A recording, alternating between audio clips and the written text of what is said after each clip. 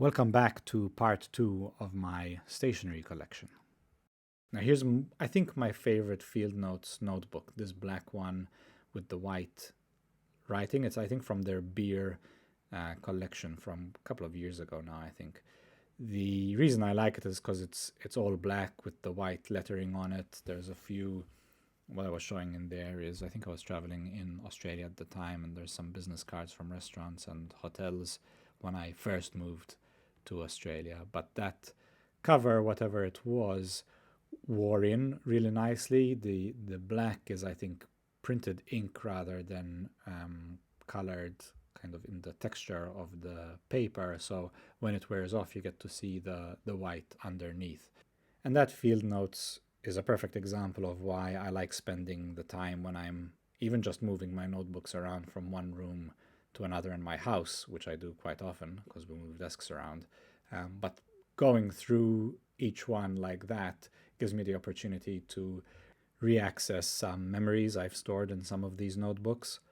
I don't tend to take very many photos in my life other than a few thousand of my dog.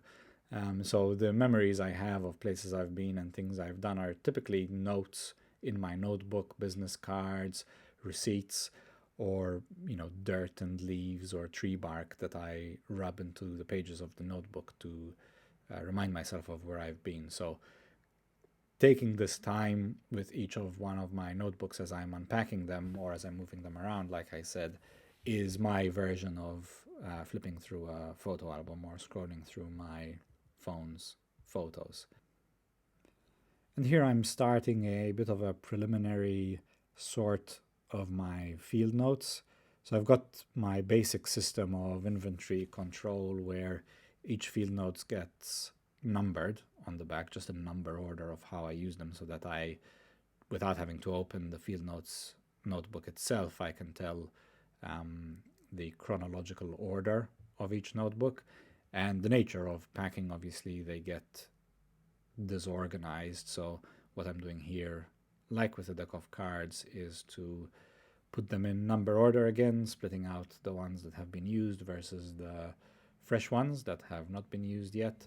And I'm trying to bring together the numbers in the right order.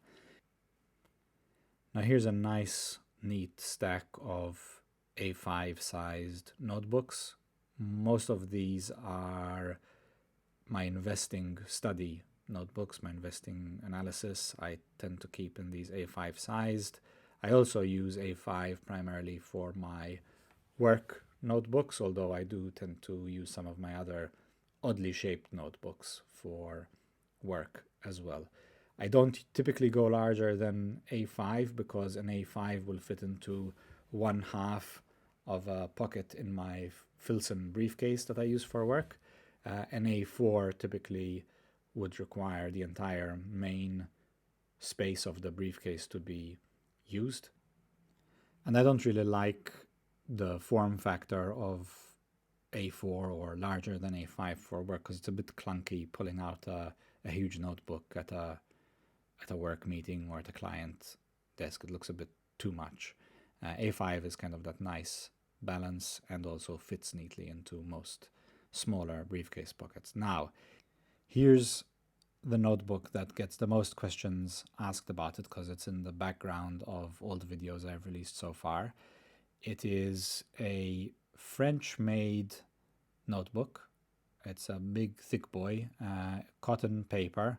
I'll be showing the tag. There you go. Pause here somewhere to see who makes it. It is available from Europe. I've seen it in a few stores actually around Europe now.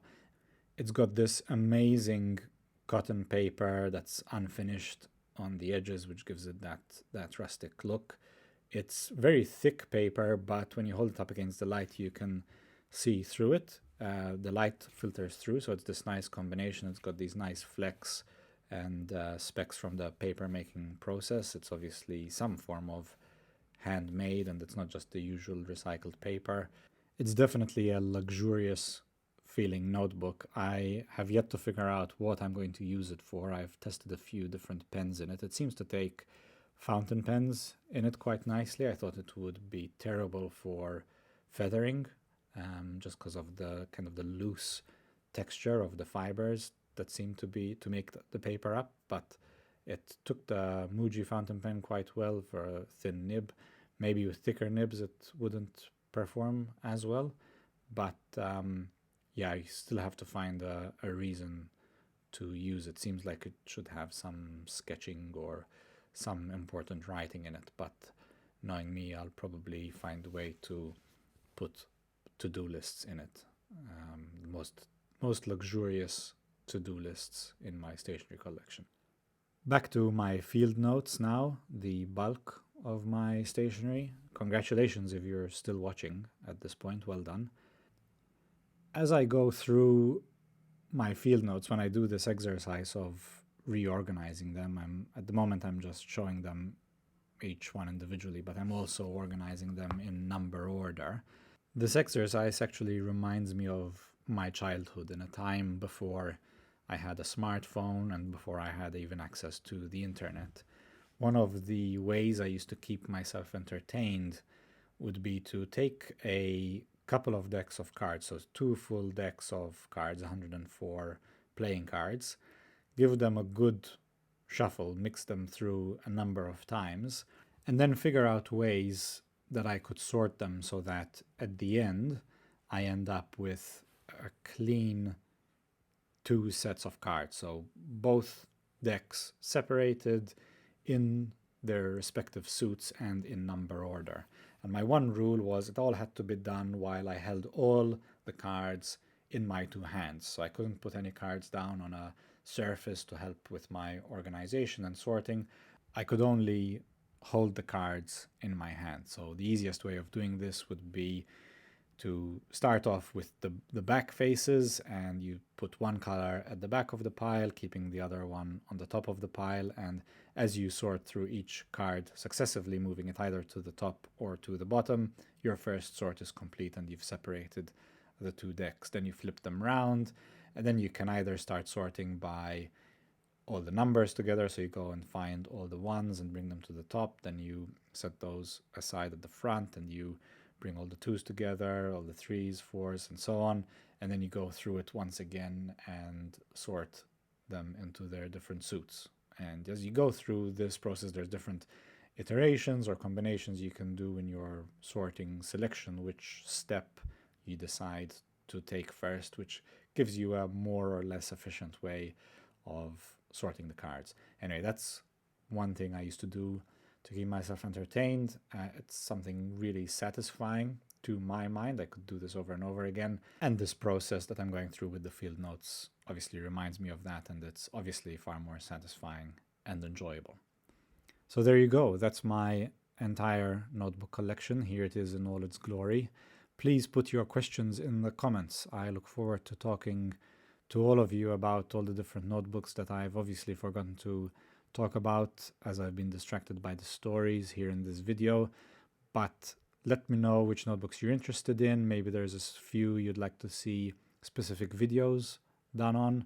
I'm always looking for ideas, so leave those ideas, questions, and comments in the comment section below. Thank you again for watching. Thank you for sticking around. And thank you to my past, present, and future subscribers. I will see you all in the next one.